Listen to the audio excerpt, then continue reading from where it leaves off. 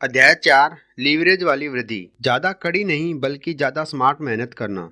व्यस्त होना ही काफी नहीं है, चींटियां भी व्यस्त रहती है। असल सवाल तो यह है कि हम किस काम में व्यस्त हैं। Henry David Thoreau. अगस्त 1888 में अटलांटा के एक केमिस्ट आशा कैंडलर ने $2300 नकद भुगतान करके कोका कोला नामक कार्बोनेटेड फाउंटेन ड्रिंक के संपूर्ण अधिकार खरीद लिए थे। कोका कोला अटलांटा के इलाके में फौरन सफल हो गया। 19वीं सदी के अंत तक दक्षिण के हर ड्रग स्टोर में एक सोडा फाउंटेन होता था, जहां बैठकर ग्राहक 5 सेंट में ठंडा कोक पी सकता था। फिर कैंडलर ने एक ऐतिहासिक निर्णय लिया, जिसने कोका कोला को एक छोटी सी क्षेत्रीय कंपनी से अंतर्राष्ट्रीय स्तर तक मशहूर कर दिया। कैंडलर ने यह फैसला लिया कि उनकी कंपनी लीवरेजिंग के एक अनूठे रूप का इस्तेमाल करके कम समय और कम कोशिश से ज्यादा पैसा बनाएगी। लीवरेज का यह अनूठा रूप था बॉटलिंग। कोक की अंतर्राष्ट्रीय सफलता का राज। कोक को बोतल में बेचने के कैंडलर के निर्णय के पीछे एक दिलचस्प कहानी है। एक दिन कैंडलर का एक अच्छा दोस्त उसके ऑफिस में आया। उसने दावा किया कि अगर कैंडलर उसे एक मोटी रकम दे तो वह उन्हें एक ऐसा राज बताएगा जिससे कोका कोला के मुनाफे में भारी बढ़ोतरी हो जाएगी। दोनों में दिन भर काफी मोलबा हुआ। आखिरकार कैंडलर की जिज्ञासा ने जवाब दे दिया और उन्होंने अपने दोस्त के नाम का एक चेक काट दिया। दोस्त ने चेक लिया और फिर आगे झुककर कैंडलर के कान में 2 शब्द कहे, जिससे एक विश्व प्रसिद्ध ब्रांड का जन्म हुआ, बॉटल इट, इसे बोतल में बेचो। सौभाग्य से कैंडलर इतने समझदार थे कि उन्होंने अपने दोस्त की सलाह पर अमल किया और अब बाकी इतिहास है। समय और जगह की लीवरेजिंग। Bottle it. एक पल के लिए जरा इन शब्दों की शक्ति के बारे में सोचें। बोतल में आने से पहले कोक पीने के लिए आपको अपने करीबी सोडा फाउंटेन जाना पड़ता था। इसके बिना और कोई उपाय भी नहीं था। बोतल में आने से पहले कोक की बिक्री तभी बढ़ सकती थी जब सोडा फाउंटेन की संख्या बढ़े, लेकिन बोटलिंग से यह सब बदल गया। अब कोक का स्वाद लेने के लिए ग्राहक को सोडा फाउंटेन की जरूरत नहीं रह गई, क्योंकि कोक का 6 पैक खरीद कर आज ग्राहक सोडा फाउंटेन को अपने साथ अपने घर ले आता है। नतीजा यह है कि दुनिया का लगभग हर व्यक्ति अपने घर में आराम से बैठकर कोका कोला के ताजगी भरे पेय का आनंद ले सकता है, चाहे दिन हो या रात। ऐसा इसलिए हुआ क्योंकि कोका कोला कंपनी में इतनी समझदारी थी कि उसने अपना प्रोडक्ट बोतल में बेचकर समय, प्रयास और जगह की लीवरेजिंग की। लीवरेज क्या है? लीवरेज शब्द लीवर से बना है, जो एक पुराने फ्रेंच शब्द से आया है जिसका मतलब है ज्यादा हल्का बनाना। यह लीवरेज की शक्ति का सटीक वर्णन है। कुछ लीवर्स और औजारों का समझदारी से उपयोग करके मुश्किल काम कम कोशिश से कम समय में किए जा सकते हैं, जिससे वे वाकई ज्यादा हल्के हो जाते हैं। जरा सोचें, लीवरेज के बिना कार का इंजन बदलने में आपको कितनी मेहनत लगेगी। आपको क्या लगता है, कार के इंजन को बाहर निकालने के लिए कितने मजबूत लोगों की जरूरत होगी? 5, 10 या इससे ज्यादा? अब जरा इस पर गौर करें कि आपका कार मैकेनिक उसी काम को कितने समय और कितनी कम कोशिश से कर देता है। पहले तो वह इंजन के ऊपर एक मजबूत बीम पर होस्ट, भारी सामान उठाने वाली मशीन को सही जगह पर रखेगा। फिर होस्ट मशीन की रस्सियों और जंजीरों से इंजन को बांधेगा। उसके बाद वह पुल रोप को बिजली से चलने वाली मशीन से जोड़ देगा। स्विच दबाते ही इंजन चंद पलों में हवा में उठ जाता है। यही लीवरेज की शक्ति है। समय, प्रयास और पैसे बचाकर अधिकतम उत्पाद को संभव बनाता है। कॉरपोरेशन किस तरह लीवरेज का इस्तेमाल करते हैं? लीवरेज का इस्तेमाल करके सदियों से मेहनती लोग अपने कामों को ज्यादा हल्का बना रहे हैं, यानी ज्यादा लाभकारी और उत्पादक बना रहे हैं। उत्पादकता में वृद्धि का यही मतलब है, ज्यादा मेहनत के बजाय ज्यादा स्मार्ट तरीके से काम करना। ऐसा तरीका खोजना जिससे काफी कम समय में काफी ज्यादा पैसा बनाया जा सके। कर्मचारियों को नौकरी पर रखना वह सबसे स्पष्ट तरीका है जिससे बिजनेस मालिक अपने समय की लीवरेजिंग करते हैं। फोर्ड मोटर कंपनी से लेकर सोनी तक दुनिया की लगभग हर बड़ी कंपनी एक अकेले मालिक से शुरू हुई, जिसने कर्मचारियों के माध्यम से अपने समय और योग्यताओं की लीवरेजिंग की। मिसाल के तौर पर अगर हेनरी फोर्ड अकेले ही मॉडल टी कार बनाते तो इसका 100% मुनाफा उन्हीं की जेब में जाता, लेकिन वे जानते थे कि अकेले काम करने पर वे एक साल में 1-2 कार ही बना पाएंगे। फोर्ड इतने स्मार्ट थे कि उन्होंने अपने समय और योग्यताओं की लीवरेजिंग करके कर्मचारियों को अपने सिस्टम की नकल करना सिखाया। लीवरेजिंग की शक्ति से ज्यादा फायदा उठाते हुए फोर्ड ने हर साल हजारों कारें बनाई और इतिहास के सबसे अमीर व्यक्तियों में से एक बन गए। रियल एस्टेट बेचने में स्मार्ट बनना। रियल एस्टेट कंपनियां वर्षों से लीवरेजिंग करके फायदा उठा रही है, लेकिन कर्मचारियों की बजाय वे स्वतंत्र कॉन्ट्रैक्टर्स, जिन्हें रियल एस्टेट एजेंट के नाम से जाना जाता है, की टीम बनाकर लीवरेजिंग करती है। आइए देखते हैं टेड नामक काल्पनिक रियल एस्टेट प्रोफेशनल कम समय में ज्यादा पैसा बनाने के लिए लीवरेजिंग का किस तरह इस्तेमाल करता है। टेड लगभग 20 साल से रियल एस्टेट बेच रहा है। शुरुआत में किस्मत अच्छी रहने पर वह हर महीने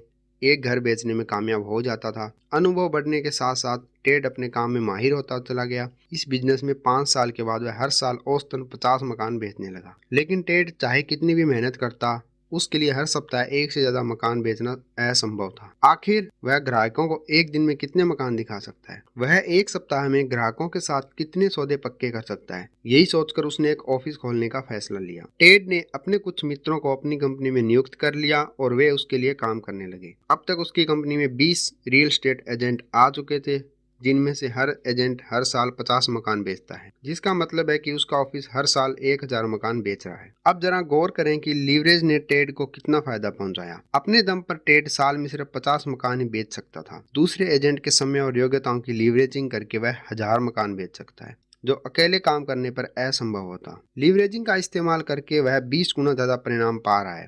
हालांकि वह कम घंटे काम कर रहा है। मेहनत से नहीं, चतुराई से काम करो, कहावत का यही मतलब है। फ्रेंचाइजी के माध्यम से लीवरेजिंग। फ्रेंचाइजिंग ने लीवरेजिंग की अवधारणा को रियल एस्टेट ऑफिस से भी ज्यादा ऊंचे स्तर पर पहुंचा दिया। हालांकि फ्रेंचाइजिंग काफी समय से हमारे बीच मौजूद थी, लेकिन 1950 के दशक तक इसे वैध व्यवसाय के रूप में मान्यता नहीं मिली थी। फ्रेंचाइजिंग का सितारा तब चमका जब रे क्रॉक नामक मिल्क शेक अप्लायंस सेल्समैन ने मैकडॉनल्ड्स नामक फास्ट फूड के फ्रेंचाइजी अधिकार खरीदे। ध्यान रहे, रे क्रॉक ने फ्रेंचाइजिंग का आविष्कार नहीं किया था, अलबत्ता उन्होंने इसे आदर्श जरूर बनाया। क्रॉक यह बात अच्छी तरह समझते थे कि सफल फ्रेंचाइजिंग की कुंजी है नकल करना। इसलिए उन्होंने एक त्रुटि रहित सिस्टम बनाया जिसमें सफल फ्रेंचाइजी का छोटे से छोटा विवरण भी लिखा हुआ था। इस दिशा में वे इतनी दूर तक गए कि उन्होंने आदर्श फ्रेंच फ्राई संबंधी शोध पर $30 लाख खर्च कर डाले। परिणाम यह हुआ कि मैकडॉनल्ड्स फ्रेंचाइजी खरीदने वाले का काम आसान बन गया। उसे तो बस बिंदुओं को आपस में जोड़ना भर था।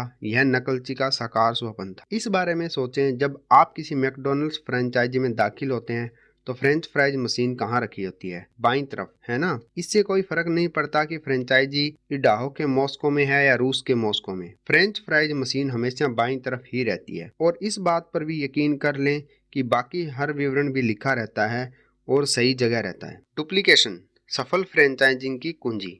फ्रेंचाइजिंग की अवधारणा इतनी कारगर इसलिए है क्योंकि यह बहुत सरल है, बेहद सरल। यह आदर्श जीत जीत की स्थिति होती है जिसमें फ्रेंचाइजी देने वाले और लेने वाले दोनों को ही फायदा होता है। प्रयोग और अनुभव के बाद कोई प्रोडक्ट जैसे डोमिनोज पिज्जा या आवश्यक सेवा जैसे कोरियर सर्विस, कॉपियर सर्विस आदि अच्छी तरह सफल हो जाता है, तभी उसका फ्रेंचाइजी दिया जाता है। फ्रेंचाइजी देने वाला अपने प्रोडक्ट या सेवा प्रदान करने का एक आदर्श बिजनेस मॉडल तैयार करता है जिसकी नकल बड़ी आसानी से की जा सकती है। सफल फ्रेंचाइजर बनने की कुंजी है एक सफल सिस्टम तैयार करना और फिर विस्तार से लिखना कि किन चीजों को करने की जरूरत है। तभी यह मॉडल दूसरे लोगों को सिखाया जा सकता है। अगर मॉडल आजमाया हुआ है और आम आदमी उसकी नकल कर सकता है, तभी फ्रेंचाइजी सफल हो सकती है। बहरहाल, अगर मॉडल की सफलता लाखों करोड़ों में एक सितारे की प्रतिभा पर निर्भर है, तो फ्रेंचाइजी सफल नहीं हो सकती, क्योंकि उस सितारे की नकल नहीं की जा सकती। सितारों का डुप्लीकेशन नहीं किया जा सकता। अभिनेता टॉम क्रूज एक फिल्म के $2 करोड़ लेते हैं। इसकी वजह यह है कि वे बेजोड़ सितारे हैं।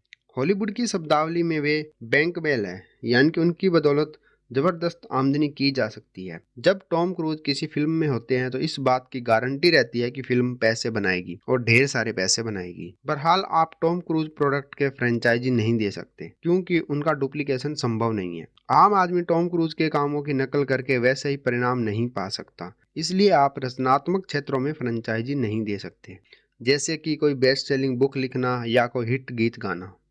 चूंकि ये क्षेत्र स्टार फैक्टर पर निर्भर करते हैं, इसलिए वे अनूठे हैं और उनकी नकल नहीं की जा सकती। बहरहाल, कुछ प्रोडक्ट और व्यवसायों की आसानी से नकल की जा सकती है। पिज्जा इसका आदर्श उदाहरण है। इसमें डलने वाले पदार्थ बहुतायत में पाए जाते हैं और सस्ते भी हैं। एक आदर्श प्रोडक्ट बनाने में सिर्फ चंद मिनट लगते हैं और हाई स्कूल की शिक्षा प्राप्त या इससे भी कम शिक्षित कोई भी महत्वाकांक्षी व्यक्ति पिज्जा हट या डोमिनोज के फ्रेंचाइजी मॉडल की नकल करना सीख सकता है।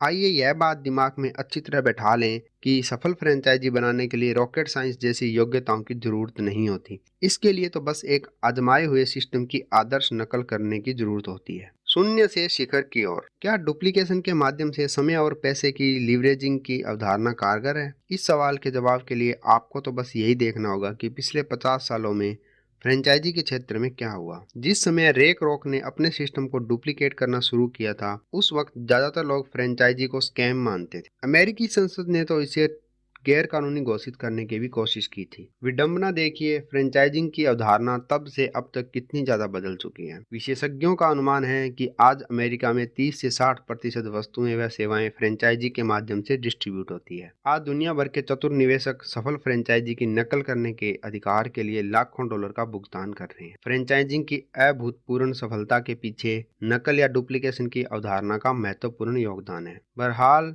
फ्रेंचाइजिंग की सबसे बड़ी समस्या यह है कि फ्रेंचाइजी बनाने के लिए बहुत सारा पैसा देना पड़ता है। सच तो यह है कि मैकडॉनल्ड्स की फ्रेंचाइजी बनाने के लिए बहुत कम लोगों के पास 10 लाख डॉलर देने की कुव्वत है। समस्या इस बात से और बढ़ जाती है कि फ्रेंचाइजी सिस्टम में सचमुच दौलतमंद बनने के लिए आपको बहुत से फ्रेंचाइजी का मालिक बनना होगा और उसे चलाना होगा। वैकल्पिक फ्रेंचाइजी, सर्वोच्च कॉपीकैट सिस्टम। मान ले फ्रेंचाइजी जैसी कोई ऐसी अवधारणा होती जिसकी शुरुआती लागत सिर्फ $500 होती, और मान लें कि यह वैकल्पिक फ्रेंचाइजी इंसान के पास मौजूद लीवरेज वाली वृद्धि ग्रोथ के सबसे शक्तिशाली रूप का लाभ लेता, चक्रवृद्धि ब्याज के जरिए तीव्र घातांकीय वृद्धि से। तब आपके पास दौलत बनाने का सर्वोच्च कॉपीकैट सिस्टम होता। कभी इतिहास के सबसे अमीर लोगों के पास दौलत बनाने का जो सिस्टम था, आज आम आदमी उसकी नकल कर सकता है। आज ऐसा तरीका है जिसे आप एक बार काम करके उसका 1000 बार भुगतान ले सकते हैं, बजाय इसके कि आप मौजूदा सिस्टम में 1000 बार काम करके सिर्फ एक बार भुगतान लें। आगे के पन्नों में आपको तीव्र घातांकीय वृद्धि के बारे में ज्यादा विस्तार से बताया जाएगा, जो दौलत बनाने का एक ऐसा आजमाया हुआ सिस्टम है जिसकी आम लोग नकल कर सकते हैं। आगे आप यह सीखेंगे कि तीव्र घातांकीय वृद्धि और फ्रेंचाइजी अवधारणा का तालमेल किस तरह आपको इतना शक्तिशाली बना सकता है, ताकि आप वर्तमान में मौजूद किसी भी अन्य आमदनी तंत्र के मुकाबले कम समय में ज्यादा व्यक्तिगत दौलत बना लें। अध्याय 5, तीव्र घातांकीय वृद्धि, दौलत बनाने का फॉर्मूला। अगर आप अमीर बनना चाहते हैं तो बस किसी ऐसे व्यक्ति को खोज लें जो बहुत सारे पैसे बना रहा हो और वही करें जो वह कर रहा है। जे पॉल गेंटी। मैं इस अध्याय की शुरुआत का एक प्रसंग से करना चाहूंगा। यह ऑस्ट्रेलिया मैकर्टी नामक 88 साल की धोबन के बारे में है। यह प्रसंग आपकी आंखें खोल देगा और आप दुनिया में दौलत बनाने वाले लीवरेज के सबसे शक्तिशाली, सबसे सरल सुलभ रूप को देख सकेंगे। इसे चक्रवृद्धि कहा जाता है और इसमें रंग को राजा बनाने की शक्ति होती है। मुश्किल जिंदगी। एक बात तो तय थी, ओसियोला मैकर्टी की जिंदगी बहुत मुश्किल थी। दूसरे ग्रेड में ही उन्हें स्कूल की पढ़ाई छोड़नी पड़ी। 8 साल की उम्र में ही वे पड़ोसियों के कपड़े धोने और प्रेस करने में अपनी मां की मदद करने लगी। 70 साल बाद भी ओसियोला धोबन का ही काम कर रही थी। द्वितीय विश्व युद्ध के अंत तक वे एक बंडल के $1.5 से $2 लेती थी। बंडल का मतलब था 4 लोगों के परिवार की हफ्ते भर की लॉन्ड्री। युद्ध के बाद उन्होंने भाव बढ़ाकर $10 प्रति बंडल कर दिए। अपने सबसे अच्छे साल में भी दिन में 10 घंटे काम करने और सप्ताह में 6 दिन काम करने के बाद भी ओसियोला को कभी $9000 से ज्यादा आमदनी नहीं हुई। छोटी छोटी बचतों से क्या फर्क पड़ता है। 40 साल की उम्र में ओसियोला आखिरकार पैसे बचाना शुरू करने में कामयाब हुई। उसने पहले तो पेनी और निकल बचाए, फिर क्वार्टर और अंत तक डॉलर के नोट। उसने अपनी बचत एक स्थानीय बैंक में जमा कर दी और उसे पलट कर भी नहीं देखा। वक्त के साथ उसकी बचत बढ़ती गई और मूलधन तथा बचत पर ब्याज बढ़ता चला गया। 1995 की गर्मियों में ओसियोला मैकर्टी ने, जो प्राइमरी स्कूल की ड्रॉप आउट थी और जिनकी आमदनी कभी एक साल में $9000 से ज्यादा नहीं रही, उन्होंने यूनिवर्सिटी को $1.5 लाख का दान दिया। चक्रवृद्धि, दुनिया का 8वां चमत्कार। ऐसा कैसे संभव हुआ? लगभग अशिक्षित और औसत से कम आमदनी वाली आम महिला इतनी दौलत कैसे इकट्ठी कर पाई? ओसियोला के खुद के शब्दों में, दौलत बनाने का रहस्य है चक्रवृद्धि ब्याज। वेबस्टर ने चक्रवृद्धि ब्याज को इस तरह परिभाषित किया है: मूलधन और संग्रहित ब्याज दोनों पर ब्याज का भुगतान। इस परिभाषा में मुख्य शब्द है संग्रहित। अगर दोबारा निवेश करने के बजाय मूलधन या ब्याज को खर्च कर दिया जाए तो चक्रवृद्धि की शक्ति कम हो जाती है। चक्रवृद्धि को दुगना होने की अवधारणा भी कहा जाता है।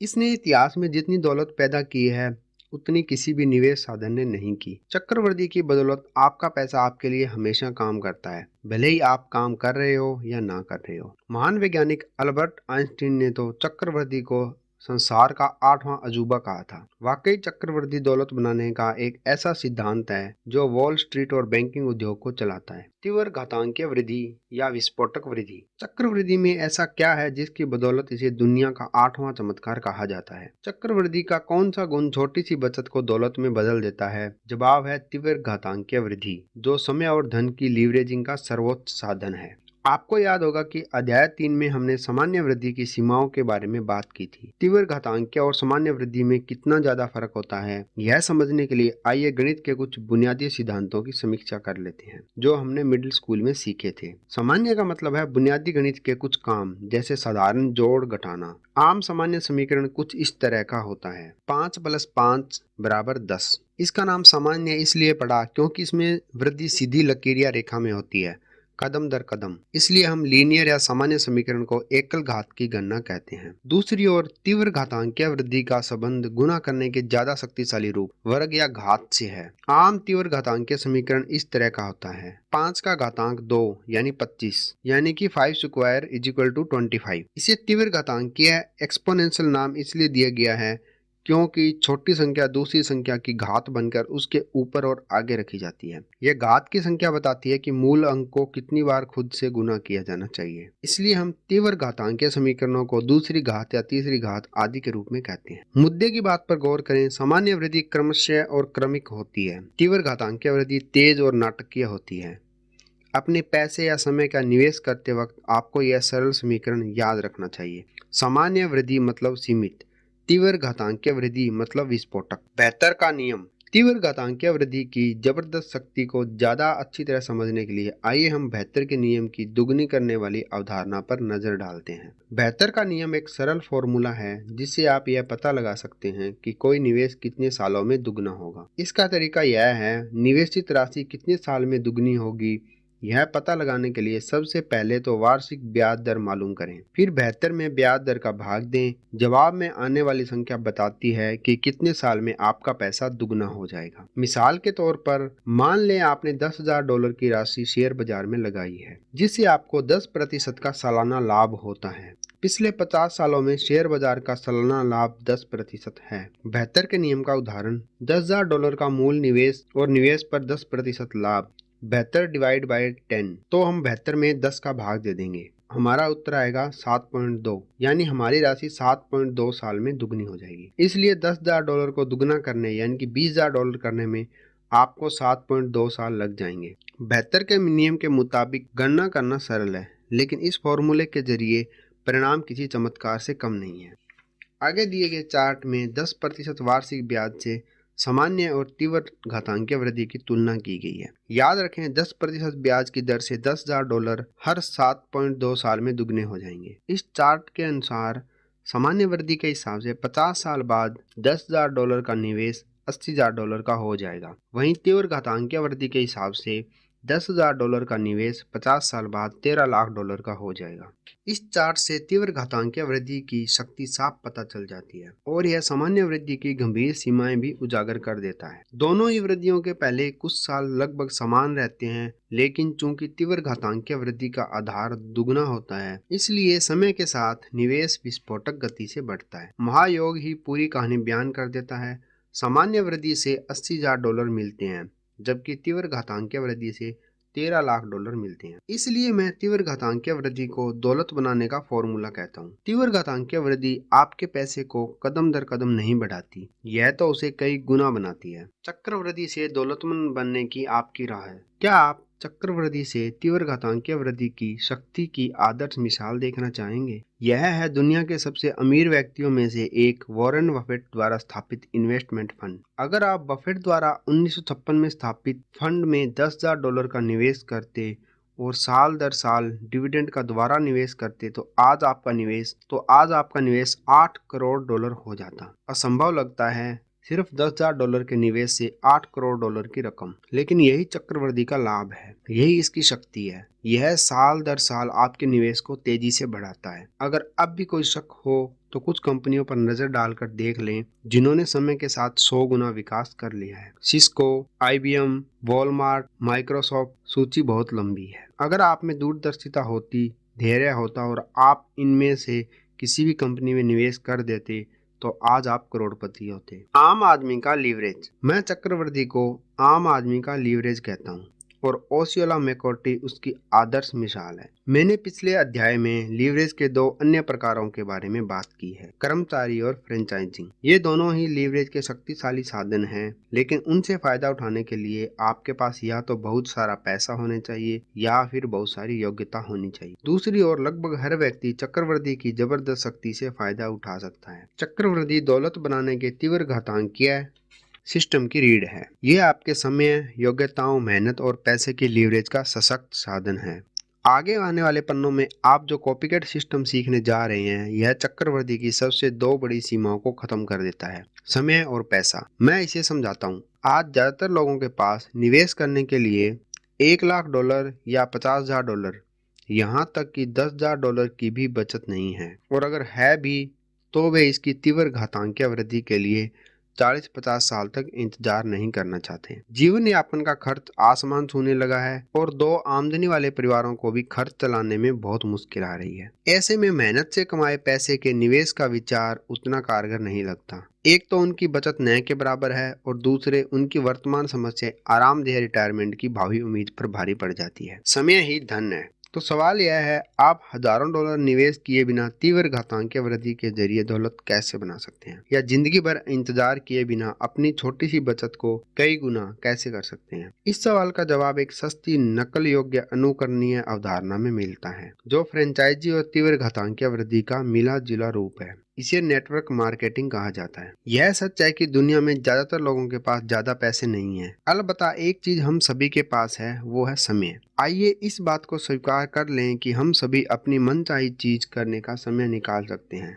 अगर हम सच्ची दौलत बनाना चाहें तो हमें समय के सदुपयोग पर ध्यान देने की जरूरत है। हम हमेशा अपने दिन का शेड्यूल इसी तरह बना सकते हैं ताकि हमें अपनी मनचाही चीज करने के लिए कुछ घंटे मिल जाएं। यहाँ पर आगामी दशकों के लिए सफलता का एक आसान फॉर्मूला बताया जा रहा है। एक कॉपीकैट मॉडल यानी कि फ्रेंचाइजी की अवधारणा की नकल करने में निवेशित समय और तीव्र घातांकीय वृद्धि को अगर जोड़ दिया जाए तो हमें आर्थिक स्वतंत्रता प्राप्त हो सकती है। आगे के पन्नों में आप सीखेंगे कि नेटवर्क मार्केटिंग किस तरह आपको दौलतमंद बनने की राह पर ले जाती है, जिसमें आप अपने पैसे का नहीं बल्कि समय का निवेश करते हैं। सवाल यह नहीं है कि सच्ची दौलत बनाने वाला यह सरल, नकल योग्य, अनुकरणीय तंत्र कारगर है या नहीं। इसकी सफलता में कहीं कोई संदेह नहीं है। इसके कारगर होने का सबूत यह है कि इस उद्योग की बदौलत लाखों लोग आर्थिक स्वतंत्रता पा चुके हैं। इसका विश्वव्यापी टर्नओवर $100 बिलियन का हो चुका है और यह 10% की सालाना दर से बढ़ रहा है। मेरे दोस्त, सवाल यह नहीं है कि यह आजमाया हुआ तंत्र कारगर है या नहीं। असल सवाल तो यह है, क्या आप में इसे भोंपने की दिव्य दृष्टि है? क्या आप में इसे समझने की बुद्धिमत्ता है और इसका फायदा उठाने का साहस है, ताकि आप भी नकल करके दौलत की अपनी मंजिल तक पहुंच जाएं?